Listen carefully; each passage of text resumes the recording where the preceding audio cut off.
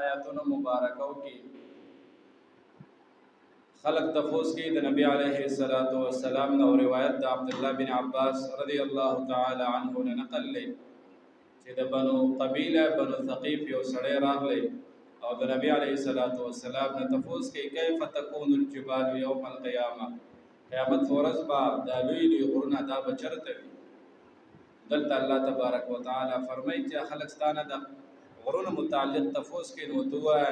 چې دا به زما رب والوځي په الوتو سره او دا به کولاو میدان پاتې شي هموار،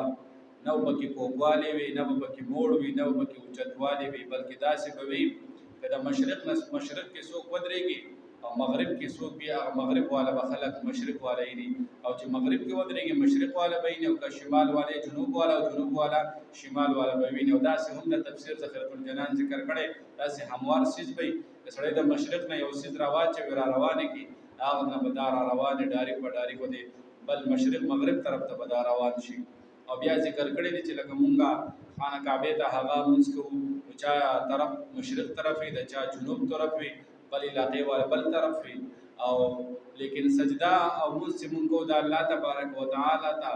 مسجود له الله تبارک وتعالی ذات وی، لیکن سجده هغه کعبې طرف ته کوو، کعبې ته نه کوو، د کعبې طرف ته مونږ سجده کوو. او بیا ذکر کړی مکه ویل کېږي نوم ته څنګه چې د انسان په دې بدن کې نوم وي په دې خېټه کې دا بدن مینز وي دغه شانتي د مکه مکرمه دا ټولې دنیا هغه مینز دی مرکز دی د عبادت ځای دی او ټول الله تبارک وتعالی اول مقام جوړ کړی هم دغه د قرآن کې څلورمه سپاره کې ذکر شوی ان اول بیت وضع للناس للذي ببکه. دلته الله تبارک وتعالی فرمایي چې دغه ورځ باندې به اسرافیل علیه السلام شپېلۍ وهي خلق به راځي او دغه پسې به ورپسې وي روان به وي او هغه به دا اعلان کوي هلموا الى الرحمن، رحمان طرف ته راشئ، پیشې طرف ته راشئ، نن به هر چا ته د خپل اعمالو هغه بدله میلاویږي. دلته الله تبارک وتعالی دا ذکر کوي د دې غرونو